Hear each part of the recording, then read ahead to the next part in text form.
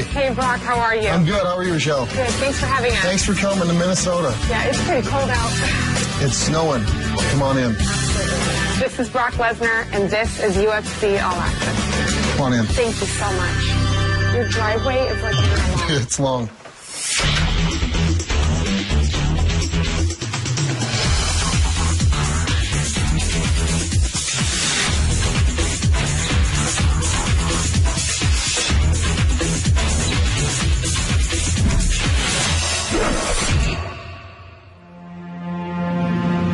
You wouldn't expect a former WWE wrestling superstar to call the isolated countryside of Minnesota home. But for Brock Lesnar, that life, full of glitz and glamour, is far behind him. So why leave WWE? That's the famous question, huh? I was just, I was ready to make a change. For me, it was time for me to get out and exit.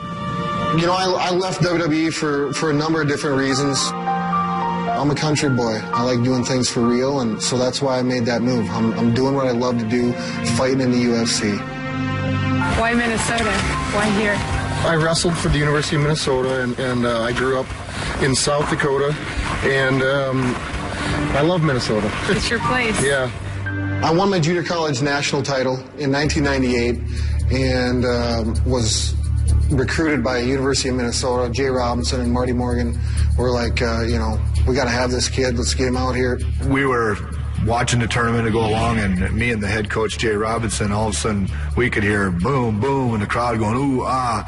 And I remember looking across the gym, and I seen this creature across the mat wrestling and picking this guy up and exploding through his moves, and we said, we got to get this guy. I just got done just destroying everybody, and Jay Robinson and Marty Morgan came up to me, and they were like, are you interested in coming to University of Minnesota? And I'm like, absolutely, sure. You know, I went with my gut instinct. I definitely made the right decision. Brock went on to have a very successful college wrestling career, winning the Big Ten Championship twice and the NCAA Heavyweight National Championship in 2000. When his college career ended, he was immediately signed by the WWE, a move that would take over his life for the next 4 years. But after a while, he thinks, I need to get back to my competitive nature, and I think that's what brought him back to fighting. It's a perfect fit for him. Not only is he a great competitor from the past, but he's also an entertainer. The two things are, to me, what the fight game needs.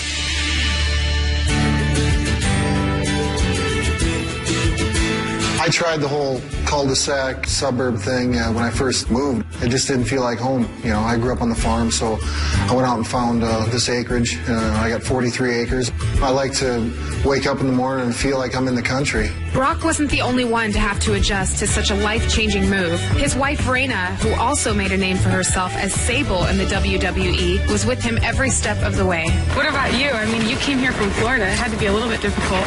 A very drastic change, but, you know, you adapt to wherever you are. Right. Raina, you know, she's from Florida, and the first time I ever brought her to my house, she fell in love with it. She thought this was just the greatest thing. Sometimes we forget the mail when we come home in the car or something, and we just go down and pick the mail up in the four-wheeler. I understand you guys do not have a computer, no internet access. You don't have a cell phone. How do you do that? Well, we just wanted to simplify some things, and we're sharing a cell phone. I'm not exactly without a cell phone. We've decided that we no longer need to have the internet. It's a huge waste of time for us. We spent way too much time on it doing unnecessary things, and what we've actually done with our life now is try to simplify it a little bit. It makes it a lot easier. We thought about getting rid of the TV, but I gotta watch my hunting shows. Oh my gosh. Now I understand you built your own gym on your property.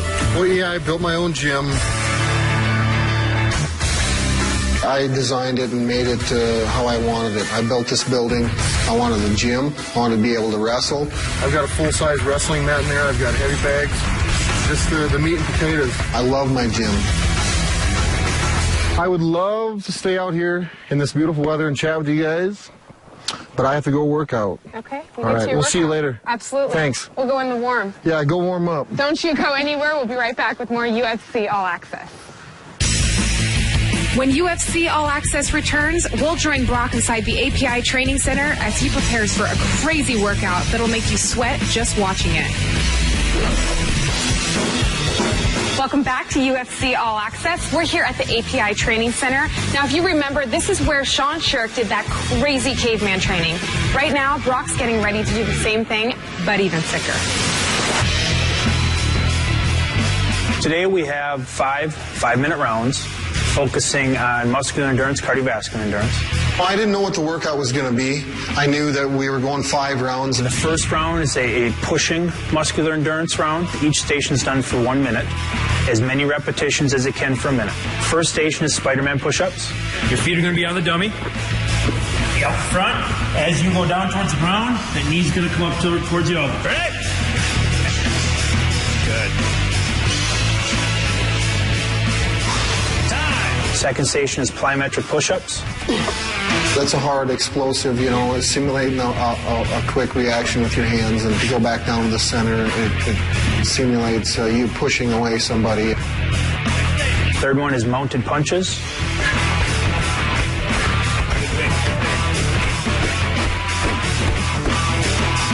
Fourth station is the tire push.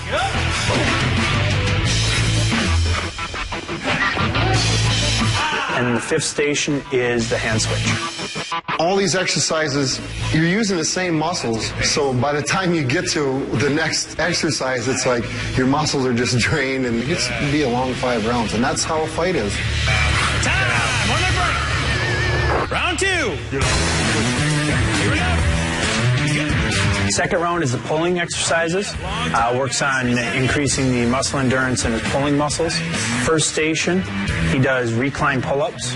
Time! Next station! Second station is a body weight pull-up with a climbing rope. Nice. And that's 270 plus pounds that he's pulling up off the ground, and his feet are elevated, so his body's actually declined, and he pulls it all the way up past parallel up to an incline position. Third station, he's back to the tire, doing more pushes, and he's pulling it towards him. Drive. Keep that stance wide. Good. Drive it away. Fourth station is a jump pull-up station.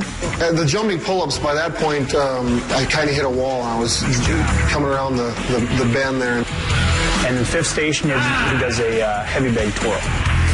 On every exercise, I try to get one more. I try to do one more, always pushing my body. Let's do one more, That's an 80-pound heavy bag that he's actually picking up, spinning in the air and catching it, and then spinning it back the other way. Round 3 is a cardiovascular endurance round. First station is an airdyne bike.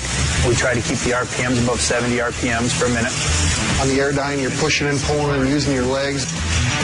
After the minute, it's a quick transition to the upper body ergometer, or the UBE. The UBE machine, where it just simulates, pummeling and punching, and it's solely your arms. That thing sucks. And then the third station is the incline training. On the incline treadmill, it's solely your legs, and you're running up this hill as fast as you can. It's like running up one of the steepest hills you've ever run up in your life. That's what it feels like. Nice job. No seat. You got to stand up the whole time. Next station, he's on the wind sprint bike, which is an adjustable resistance bike. We put him on the highest resistance, make him stand the whole time, and continue to burn out the legs. Last station in the third round is another airdyne bike. After doing the 4 stations before that, I still try to get him to keep the RPMs above 70. Time! Round 4 is more of a hybrid strength round. First station is the jammer machine. Good. Drive it up. Second station that he did was the sledgehammer, the one-arm sledgehammer. You're swinging the 16-pound hammer around with one hand and utilizing your shoulder, your hips. You have to control it, otherwise the thing will come up and knock you right in the head. Nice job. We're on the bear crawls. Third station was a bear crawl station. The only ones I really despise is the bear crawl. It's like nightmare. If I had to put down on paper how many miles I've bear crawled in my entire life, it would probably be a good 100 miles. These guys sweat more than any of you guys I've ever seen. Fourth station, he did the medicine ball sprawls. I don't like that one either. I don't like any of them, but that's probably what motivates me to try to do another one. Because I ain't going to let the machine or the exercise beat me. And then the fifth station was a transition station.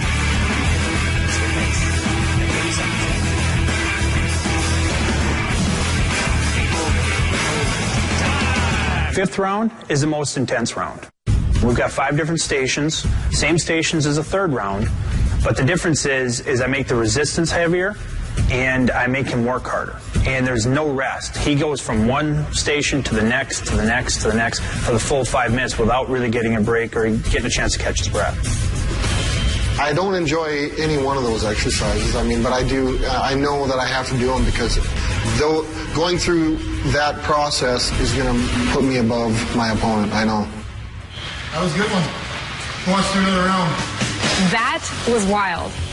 For 265 pounds, that man can move. Now we know Brock is highly conditioned. When we return, we're going to see him work on his technique. Don't go anywhere. This is UFC All Access. Welcome back to UFC All Access. Now, being an NCAA national champion, we all know Brock Lesnar can wrestle. But the real question is, does he have what it takes to be a mixed martial artist? We're here at the Minnesota Martial Arts Academy, where his trainers Marty and Greg are going to take him through his MMA workout.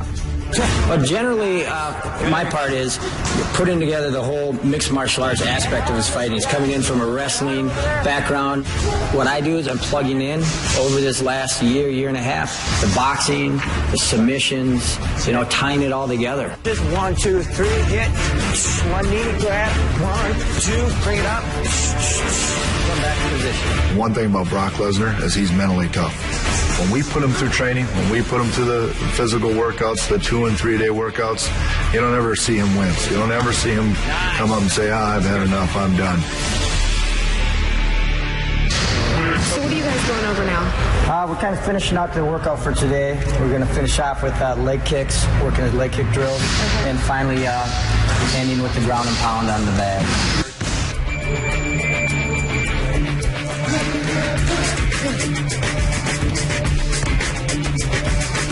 Every workout, I want to push myself to where, I don't know if I've got anything left. I definitely feel that he's ready to go out there and really show that he's one of the potentially top heavyweights out there right now. Hopefully I get to utilize these a little bit. I'm having trouble getting into these double X's. I picked up a pair of double X UFC gloves, and I have trouble getting my hands in them. So I asked for triple X, and I believe that they're going to make some. I hope so.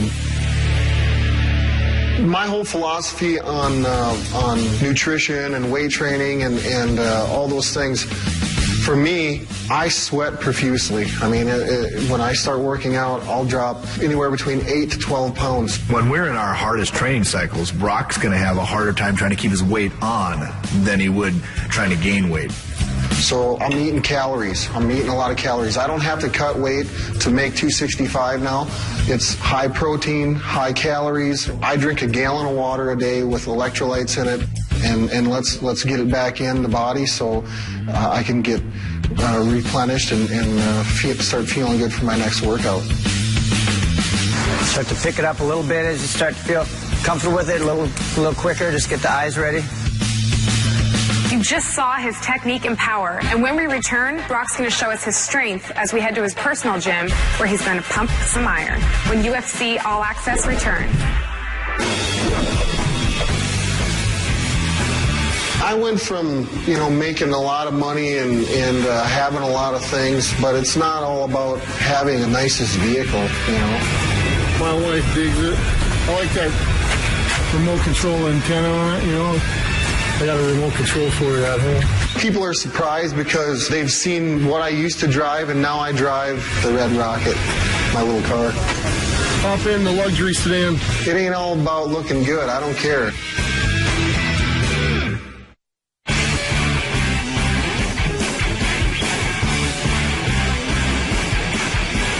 We warmed up and we just grappled. We got 5 one-minute goes of grappling.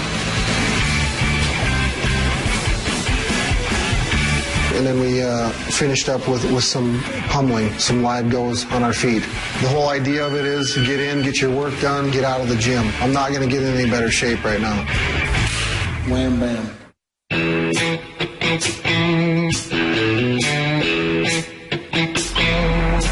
It's snowing as we speak, as you can see, and I've got to work out in about 20 minutes. Before my workout, it started snowing today, and I get in my tractor and plow the driveway out a little bit. You can take the boy out of the country, but you can't take the country out of the boy.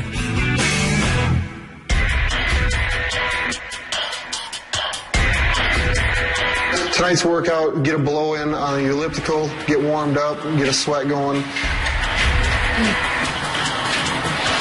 And then just come in the weight room and get a nice heavy circuit lift in. It's a feel-good lift, but yet at the same time, I want to get something out of it too.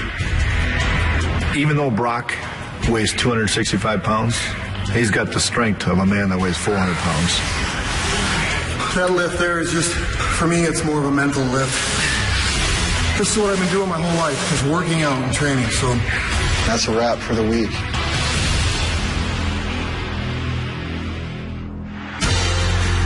The first time I ever watched UFC, absolutely I was a fan of it, you know. I thought, I can do this. I've been training in mixed martial arts, you know, jiu-jitsu, boxing, Muay Thai, you know, all these things for a year and a half. He's been here before. He walks out there in this first fight, everyone keeps telling me, what about the pressure and all these things? It's like, Brock's been there before. He's competed. I put time, blood, sweat, tears into my workouts. Now, the lion's hungry. Feed me. Brock's just going out to put on a fight, and he's excited to do it. He thrives on this. It makes him happy, and not only is this exactly what he wants to be doing, I think it's going to be a long-lasting career for him. My number one goal is to be the best heavyweight in the UFC. I'm ready for Vegas, baby. Okay, you're done now? That's it. That's it. That's it. Thank you so much for having us. Thanks for coming. I really appreciate it. I know you're a private guy, and this has been an honor, so thank you. Thank you very much for coming. All right, this is Brock Lesnar. I'm Rochelle Leah, and this has been UFC All Access. We'll see you next time. Is that where the gun show is?